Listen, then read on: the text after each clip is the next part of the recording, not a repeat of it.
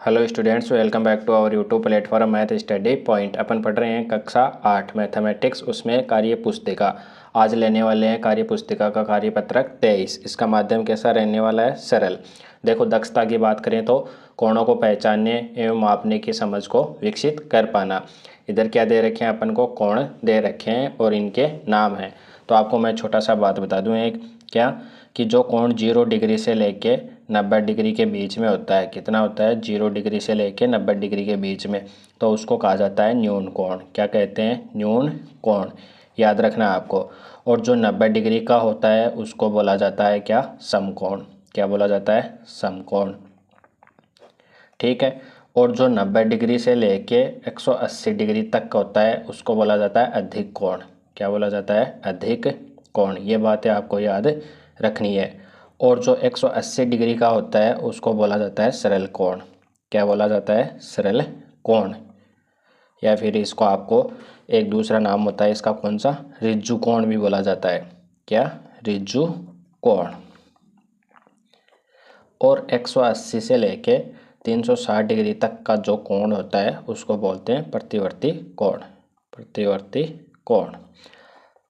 तो इस प्रकार से आपको इन कोणों की माप को याद होना चाहिए। तो देखो, पहला कोण है। पहला कोण अपन को दे रखा है, क्या है? न्यून कोण। कैसे?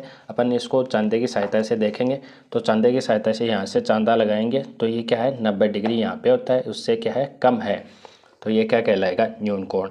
ये क्या है? समकोण है। तो समकोण कहाँ पे दे रखा है अपन को? ये वाला दे रखा है अपन को समकोण। ये देखो, सीधी रेखा में एकदम से सरल कोण है। ठीक है, सीधी रेखा पे बन रहा है। तो मैंने अभी बताया था जो 180 डिग्री का होता है उसको क्या बोलते हैं? सरल कोण या ऋजु कोण बोलते हैं। ये देखो, ये वाला कोण क्या है? 90 से ज़्यादा है, 120 डिग्री के समथिंग है। तो ये क्या हो जाएगा? अपना अधिक कोण हो जाएगा। इस प्रकार से आपको ये अच्छे से दिखाई दे रहा होगा।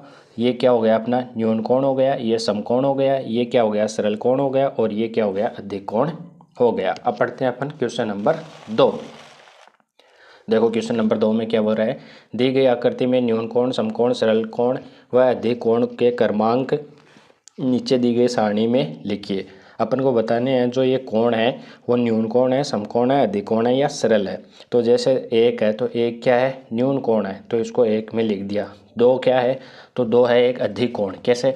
अपन यहाँ पे चंदा रखेंगे, ऐसे मिलाएंगे तो ये लगभग कितना? 120 डिग्री।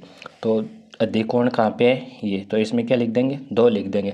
फिर तीन, तीन भी क्या हो जाएगा? न्यून कोण ही हो जाएगा। एक और तीन क्या है? न्यून कोण है, एक जैसे हैं।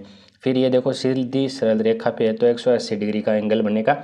और जो 180 डिग्री का एंगल होता है वो एक सरल कोण होता है, या उसको ऋजु कोण बोलते हैं। तो सरल कोण में कौन आ जाएगा? 4 आ जाएगा।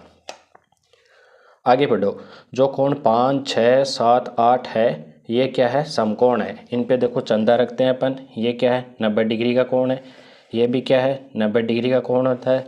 और सातवां और जो आठवां, सातवां, आठवां, छठा, पाँचवा, ये क्रम से क्या है? समकोण है। तो अपन यहाँ लिख देंगे 5, 6, 7 और 8, ये क्या है? क्रम से समकोण है।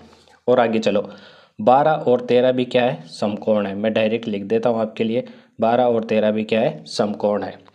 फिर देखो, ये जो 9 का है इसको देखो यहाँ से चंदे से रखेंगे अपन, और ये अपन को क्या दिखाई दे रहा है? एक समकोण दिखाई दे रहा है। तो 9 नंबर भी क्या है? समकोण है। बात करें 10 नंबर की, तो 10 नंबर पे चंदा रखेंगे अपन, और चंदे की सहायता से अपन देखेंगे कि ये लगभग 130 डिग्री का कोण है। तो ये क्या हो गया? अधिक कोण हो गया। तो कोण 10 और कोण क्या हो जाएंगे? क्रम से अधिक कोण हो जाएंगे।